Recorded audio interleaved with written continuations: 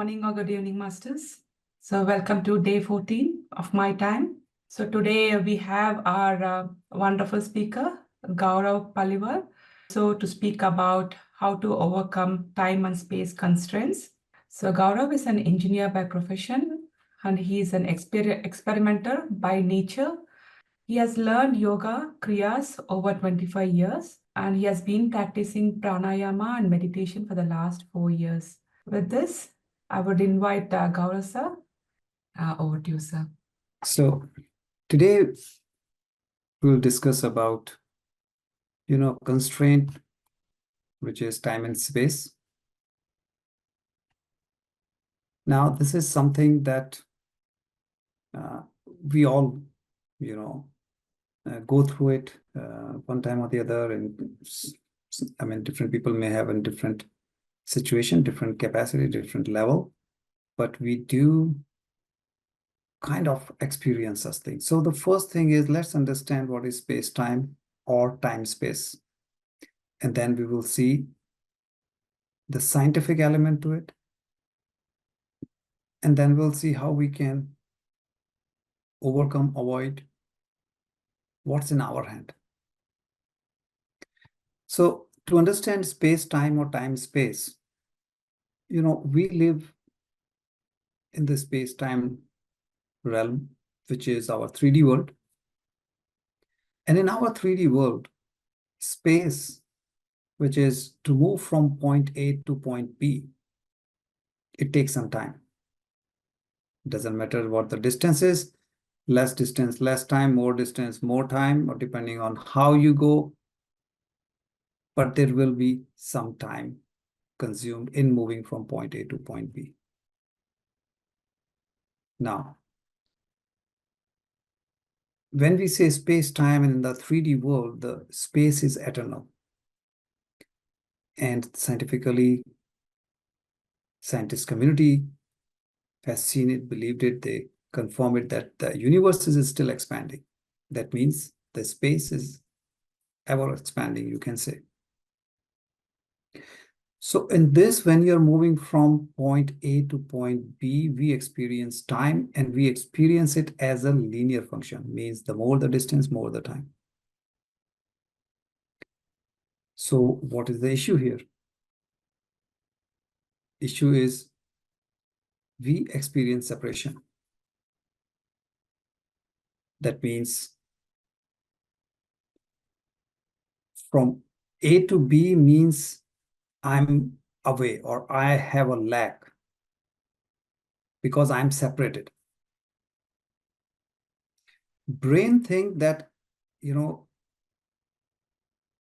it take to reach wherever you want to be, whatever time constraint you have, whether the separation is in terms of distance, separation when the brain interprets and we feel it could be in terms of money, the efforts, there could be a different perspective to it.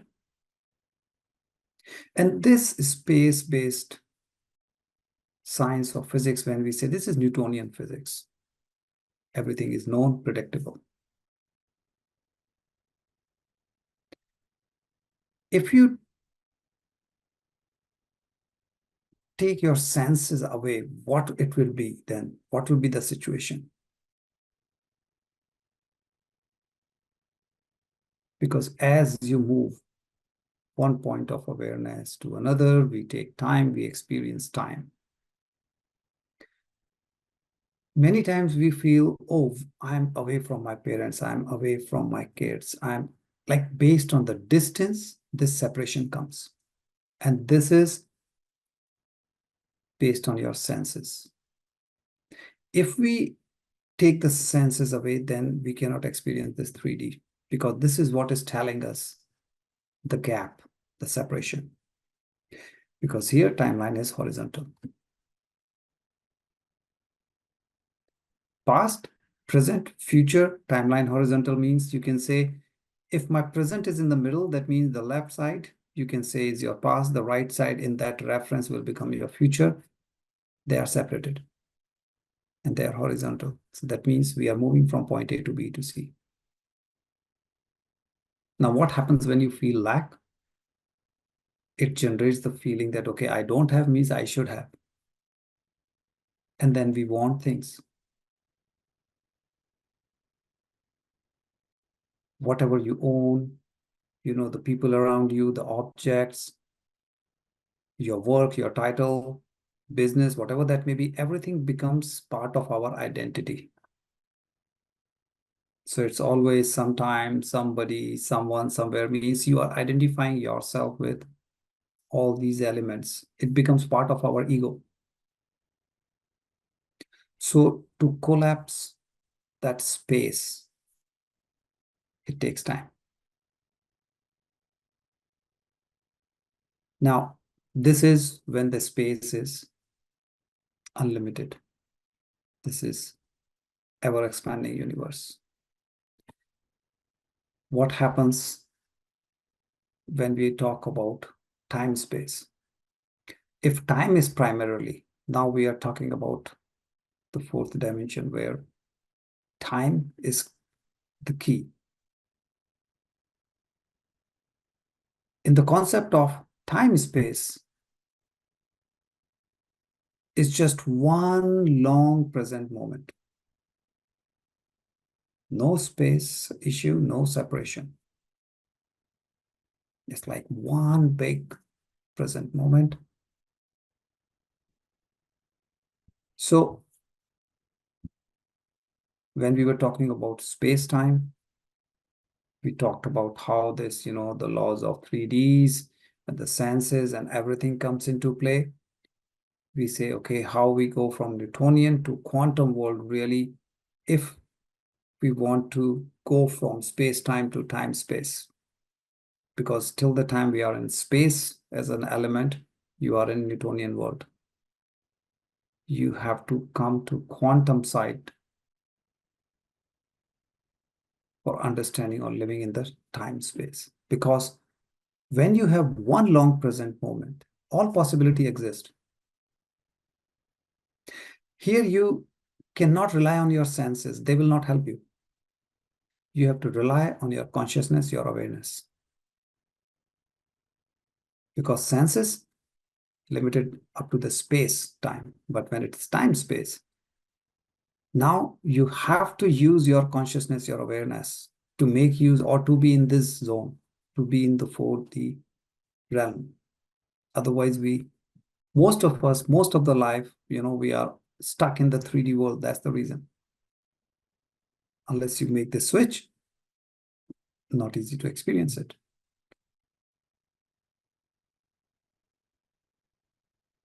So when we talk about energy, when we talk of consciousness, what is consciousness or your level is just our energy, what we may represent it as frequency. Slow the frequency, lower feeling. Faster or higher, elevated emotions. And that's why when we say we have to improve or raise our consciousness, in other words, we are saying change our frequency. That's how you improve your consciousness. From slow frequencies, we are trying to go to the higher one. So,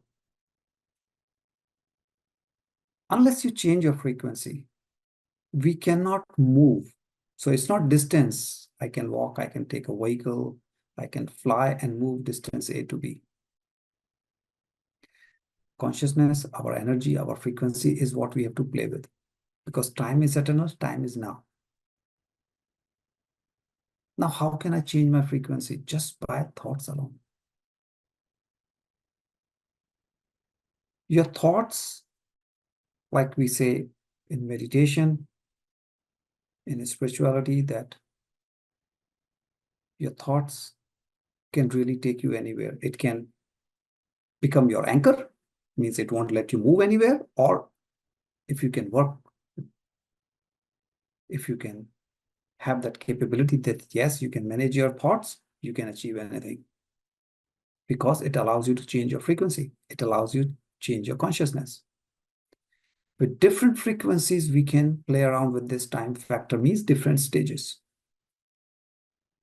To understand it simply, imagine, right? You're just listening to radio. whether you are driving at home, whichever way. You may like one particular channel. Maybe your sibling, your friend, they may like different channel. What do? They just tune to a different frequency, and now a different channel is playing. If you want another channel, you further change the frequency and the next channel will come. And if you like some talks or some music which is in that channel, you can listen to that. All you are doing is changing the frequency. But the wave, the energy, the message, the frequency means the talk, the music, it's all there all the time. Which frequency you are tuned at? In this case, example, your radio. That's the music you're going to listen to. But all the frequencies are there around you at all the time. Similarly is our situation when we talk about time-space situation. It's one big eternal moment. Past, present, future. It's all in one moment. So as you change the channel, if we can change our frequency, we can change. That means time is unlimited. When we say time space, now time is unlimited. It is one big eternal moment. All possibility exists at the same time. So in quantum world, there exists a possibility where all the solutions do exist. All we have to do is tune to that. Now, our thoughts may limit us. Our thoughts may become the anchor. And that's where the work required is. When we say we are working on whether it's spiritual level, anything, we are working with frequency means we are working with our thoughts. Sometimes we cannot see the solutions because of limitation of our thoughts, not because it doesn't exist.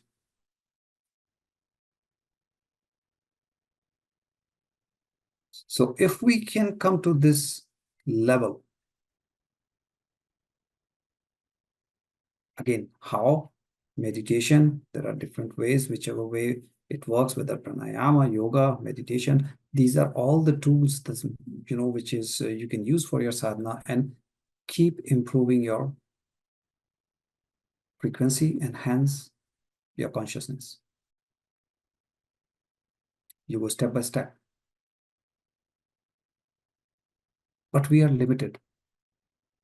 Again, when we are stuck in the timeline zone, we are thinking of the past, we are thinking of the present or the future. Past, even if it was good, it gives us pain.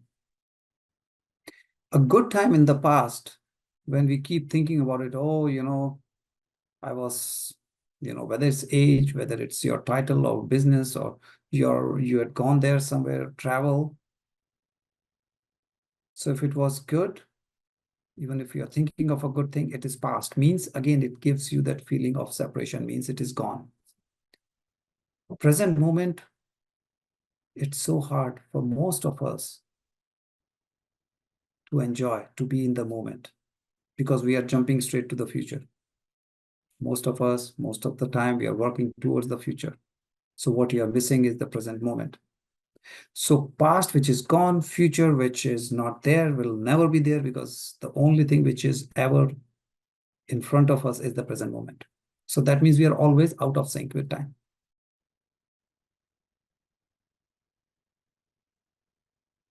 You have expectation from the futures, whatever from future you want. But that's just expectation. You are not in sync because you are in sync with the present moment. But are we really in the present moment? How many of us, out of 24 hours, how much time can we really be in the moment? That's a big question mark in front of us. So with respect to distance, I may have feeling I'm away, from parents, from family or kids, or I'm missing out the fun, I'm here or there. Or with respect to time, I'm stuck. I'm stuck because of my past. I don't like certain thing about my past. I can only wish either I did differently, someone else behaved with me differently, or we are trying to ensure that future is as per my expectation.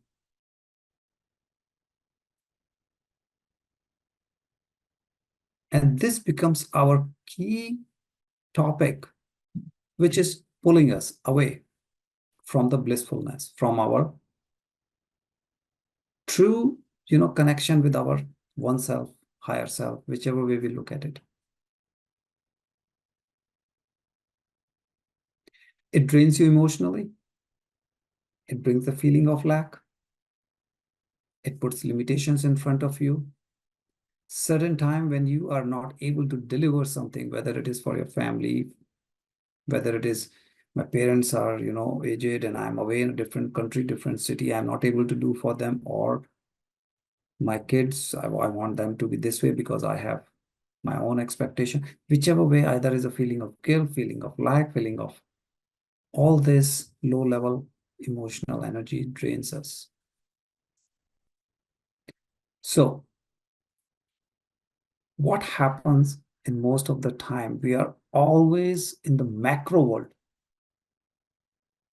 We are so familiar with, people climbing Mount Everest, distance between two planets. We are always thinking of thousands of millions of kilometers, big distance and big time. We are talking about how this universe was 100,000 years ago, 10,000 years ago, what happened, not happened. We are looking into those big numbers.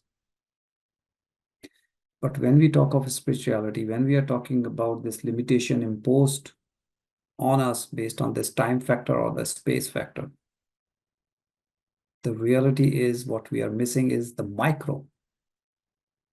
So no need of, just stuck with the macro, which is you're talking of universe and all big sizes, but are we really looking inward? And that's where this micron or milli with respect to distance or time is concerned. That means how small really can we get into in terms of distance, whether we talk about our cell, the single small, the smallest unit in our body, which is cell, because cells make tissue, tissue makes organ, and then different organ combined, which makes system. And a lot of systems combined forms our body, this whole mechanism. But the smallest unit is the cell. Similarly, in terms of time. Now, why it is important, what it means, how it impacts us, let's look at it and what it's going to impact with respect to our consciousness.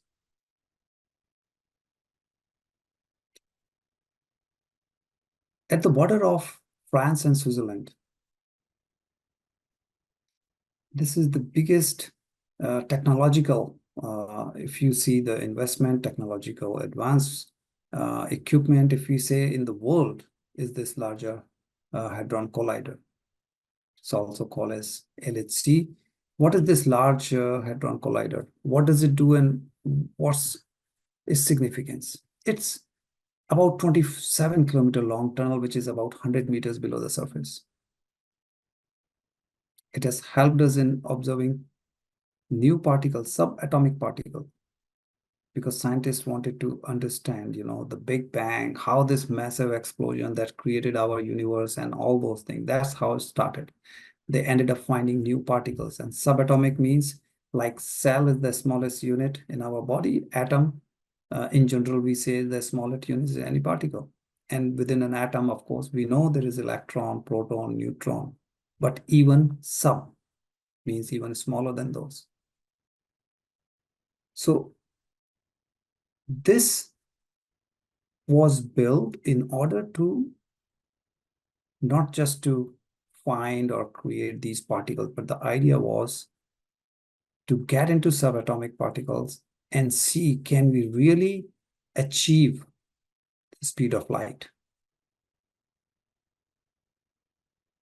trying to reconstruct the conditions which existed right after the Big Bang. It's a huge tunnel, again, 27 kilometers, you can imagine, equipment which is trying to increase the speed of particles.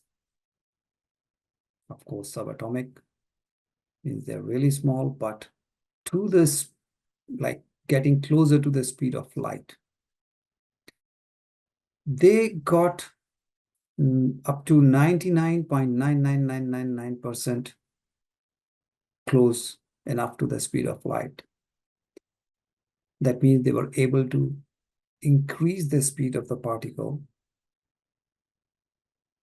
and 99.9999% is so close to the speed of light that if you raise the speed of this particle versus speed of light from Earth to Moon, this particle will be behind the speed of light by only 4 meters. And you know how many millions of kilometers we are talking between Earth and Moon, and only 4 meters. That means it is so close to 100%. That means there is no other any object ever produced by human which comes so close to the speed of light. The closest one, which is the probe, they have sent it to the sun, which is only a fraction of 1%. Its speed is only fraction of 1, means less than 1% to the speed of light, and this is pretty much 100% speed of light. So what are we dealing with here? Subatomic level, not at a macro but micro level. And in doing all these experiments, they identified 3 new subparticles, means smaller and smaller as we are going. Now you imagine thousands of years ago how our Rishi Munis or masters, they have described, they have found out the distance between planets or Earth, Moon, Sun, and all those things. From where they got all that wisdom? Not from the macro level, micro level. There were no such tunnels, there were no such equipment, at that time, 1,000, 10,000 years ago. Yet, they had the idea, they had the distance and everything. So, how come they were aware of so much details about the universe, about different parameters, whether you say time, distance, whichever way we look at it? Because they knew how to get to the micro level, which unfortunately we don't know as we speak. We think we are highly scientifically advanced community, but were our ancestors much more advanced? But one thing is beyond any doubt, it's clear that it is the micro level that we are missing out. When we say improve our, consciousness, frequency, we are talking about, if it is really this one horizontal timeline, when we say time, space constraint, what is required? No sensor will work. Your own frequency means get into the micro level. Now, this experiment or this particular equipment made us learn that normal, what we say, Newtonian physics, these subparticles, when they discovered that cannot explain this. So they have to get into the quantum physics, which can explain the particles and certain behavior of these particles. So Newtonian physics, so far, what we were so proud of, and which is good, it is certainly, it has its own value, but what it brings us is that we don't know what we don't know.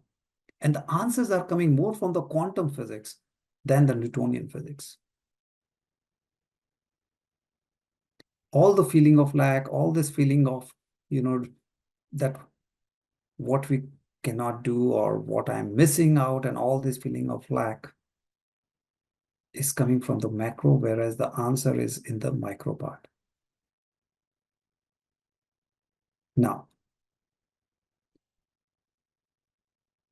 there was an experiment done, which is 2 particles, and it was separated out by kilometers. Their origin was same. Just like here, they will originate 2 protons, for example, and is traveling in the opposite direction. And then they impacted one proton, one particle, with some electronics disturbances. So they will create certain environment for this, and they will observe the behavior, and they are going in different direction. They are separated out by kilometers. And still, because they originated from the same source, they could see that behavior of one is influencing behavior of the other one, though there is no physical connection. Now, is this the only one? Is this the only thing which, this is, something like in movies, they show that, okay, you are twins, and if you do something to the one child, the other child feels the same thing. And we think, it's just a joke or something. But now we are finding scientific community proving it out. So let's look at it one more from different perspective. Just in 2022, very recently, 3 scientists, they got this Nobel Prize in Physics.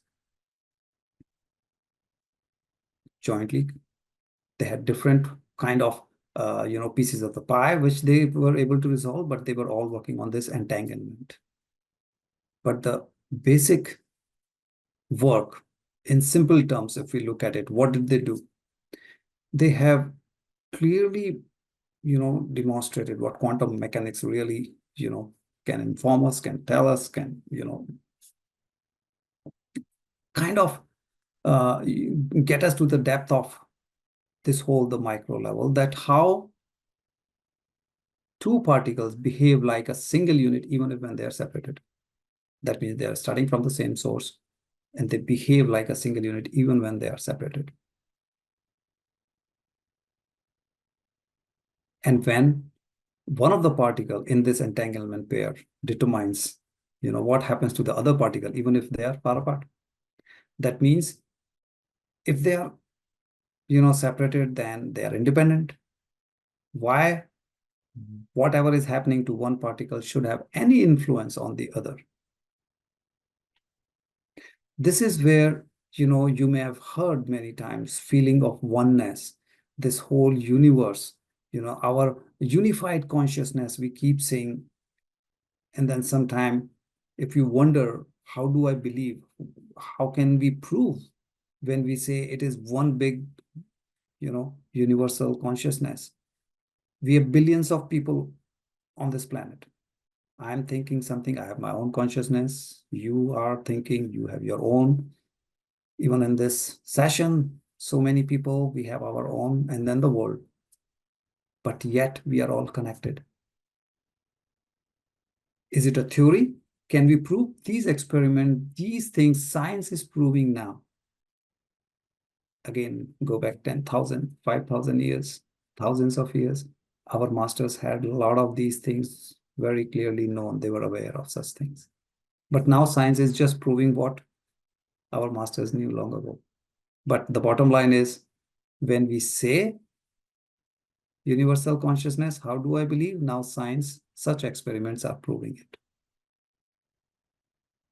So in other, one more perspective, if we look at it, which is, this is kind of there for a long time, you may have heard about it, which is that how the reality, any energy, any matter, when we are talking about. Because you see, when we talk about universe, when we talk about distance between stars or planets and all, we think it's a vacuum. It's not vacuum, it's energy. It may be dark, blackness, but it's not vacuum. It's all filled with energy. And energy is never alone. Energy, information, they go hand in hand. And that exists beyond this space and time constraint. So what is reality? It's both energy and matter. And how do we know, is it energy or is it matter? 3D is giving you separation, but quantum field, there is no separation. It's all about connection. That's why we say it's a universe. So it's a one big unified consciousness. You can sense it with your awareness. And hence, as we do meditation, as you do your sadhana, you're developing. It's not that you don't have. We have certain You may call it power, or you may call it skill, you may call it capability of sensing that, but it is not known to us. And hence, with the meditation and all, we are finding it out. Oh, wow, I can sense it. Small example. If you are doing, say, for example, meditation for the first time, you may not feel anything. But after a while, as you sit in meditation, you have different sensation. Someone feels some tingling, someone may feel something else, or maybe in your, Agya chakra or wherever, doesn't matter. Where is that sensation coming from? Now you are connecting to that invisible universal field. Now you are connecting and sensing that energy. That's what the tingling thing is, whether it's inside your body or outside. So what this matter is, and the experiment was, and this was in US, and they were having difficulty in coming to for this experiment to complete. But to summarize it, what they saw, they couldn't believe it, that, okay, when they are observing, then the matter exists as matter. When you take your attention away from it, then it converts into wave or energy form. So that means all the possibilities are existing in the electromagnetic form, how they are turning, how this thing is in the quantum field, that it is weird. Like when you imagine that, okay, if I'm looking at it, something, it is as a matter, but the moment I take my attention away, it becomes in the wave form, means energy form. How can a matter, if atom is an atom? So to prove this, they did one experiment where there were two electron, kind of gun, which is emitting those electrons, and there were two slits in the screen. That means I have two openings in the wall, kind of, and I'm just firing electrons. So imagine you have, say, a tennis ball, and if you are throwing it out of any opening in the wall, you would expect that it will go and hit the wall against it like a screen. And then you can mark that spot where it went and hit the wall. So you will have some dots. If there are two such openings, you will see a band, two bands, wherever the ball hit, like it will be just a band. But when they perform this, and they were not looking at it, they just let the experiment run. The matter behaves like a wave. And when you have waves, you don't get one slit, you have multiple. Why? Because like you throw a stone in the water, any lake, river and all, and you will see the waves going, and then you throw another one and you will see the one wave is interfering with the another. Similar thing happens here. When it is energy, it goes in the wave and you have multiple interference. And that's what on the screen you see multiple bands on the screen, which is reflecting that in this case, it's not matter as a solid, it is wave energy. And this is where the observer effect phenomena was identified, proven. So matter is constantly changing its state. It's oscillating between matter and wave, matter and wave. And this happens at 7.8 times per second, so fast. Within a second, 7.8 times. So again, when we say that, okay, I want to improve my consciousness and all those things, micro level means going inward is so important. And that's where this, when we say of distance, not in thousands or millions of kilometers, we are talking about microns, means 10 to the power minus 6, means looking inward, inside the cell, inside the atom, because that holds the answer.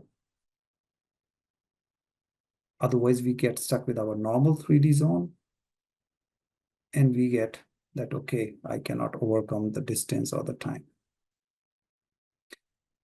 Now,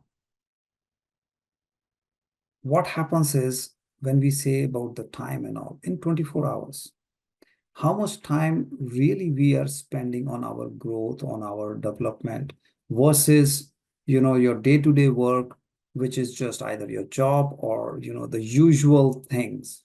I'm talking about someone, I'm commenting on someone, which makes no difference to my spiritual level. It's just gossip or it's just, day-to-day activities. So sometimes we feel that, you know, so many years I've been doing meditation, you may be, or so many years I've been practicing something. So it all depends not only during that 5-10 minutes, but the rest of the day, what we do. And this will really enhance, it will really take us to a level where your capability of overcoming this space and time constraint. And once you overcome, that means, yes, now you can create your own future. It could be as simple as, when we say, okay, I have affirmation and I'm, creating my own future, visualization, simple tools like that. Some people have success, some people are not. Where is it coming from? Your own energy level. Now, to understand it further, there was experiment done. And again, this was in Cleveland, Ohio, USA. And the experiment here was that there was a group of people who were sent to gym. And you expect that, okay, if somebody is going to gym regularly, they are doing certain exercises, they will develop muscles. But then there was another group who was just sitting, doing nothing, visualizing that I'm going to gym, doing exactly the same routine as the other group, which was performing real exercises and real activities in the gym.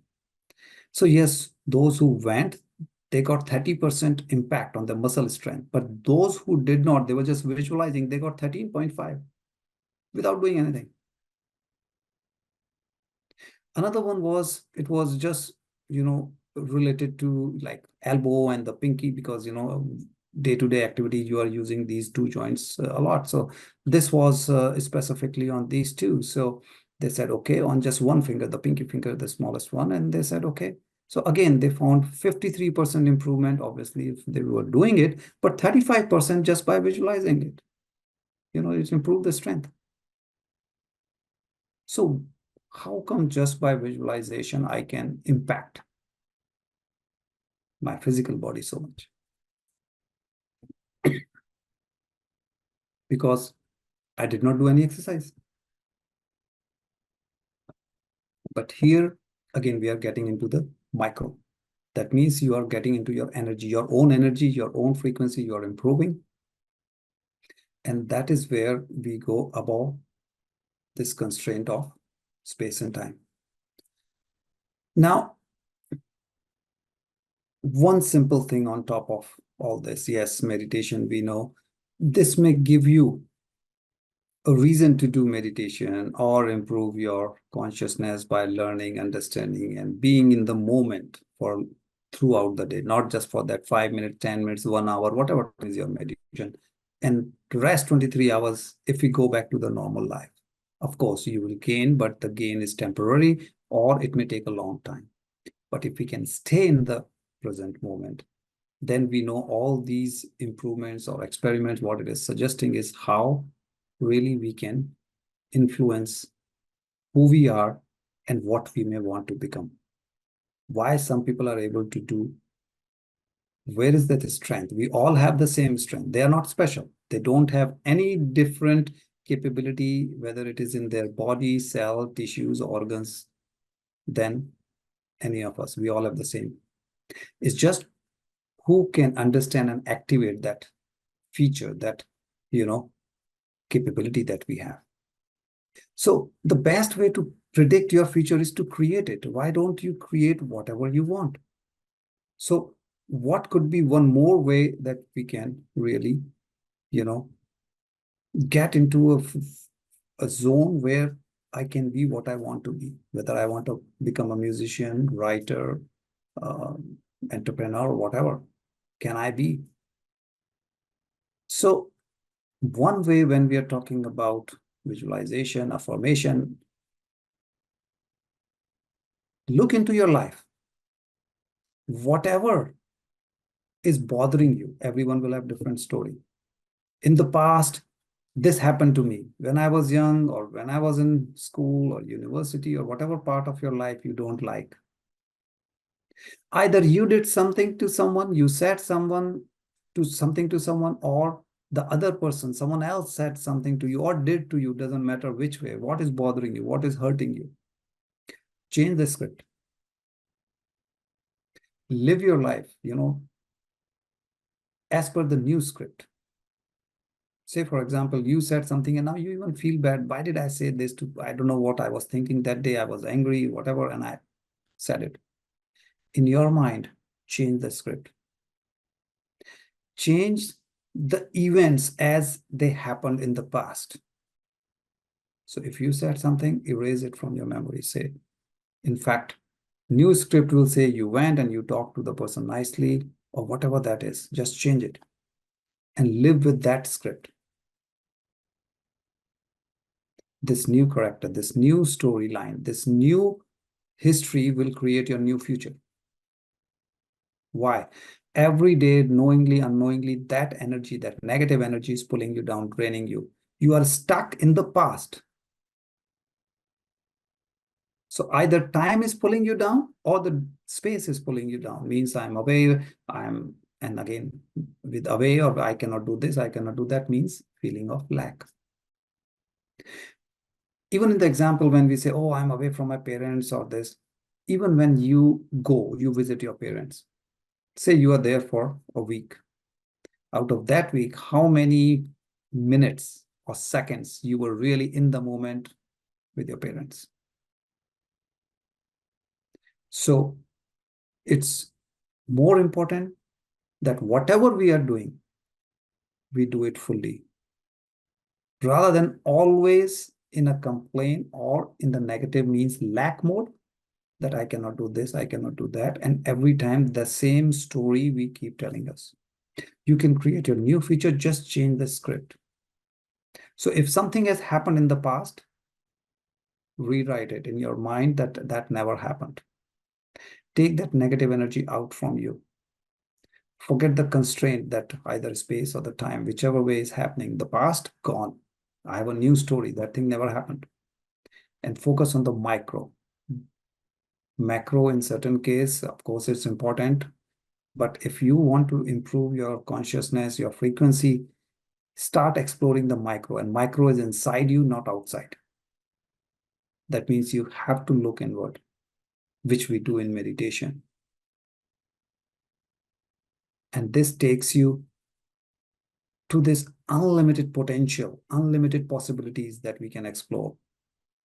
But you have to go inward. All these microparticles, whatever it is, they exist. It's just we don't know. We have all these capabilities of fine tune. Just like a radio, we can tune to any frequency. Your pineal gland is your connection to the universe. Look inward, get to the micro, as deep or as small as you can get into.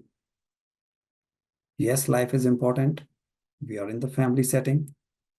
However, in balance, start exploring the micro to overcome this time-space constraint. Be in the moment, which will take you to all these things. And as you do more, change the script, whatever you think is draining you. Say it never exists. It never happened. I never said this to anyone. Just change it and then live the life with that new script. Of course, not to say keep repeating what you did before, but it will help you in improving your vibration, your frequency, your consciousness.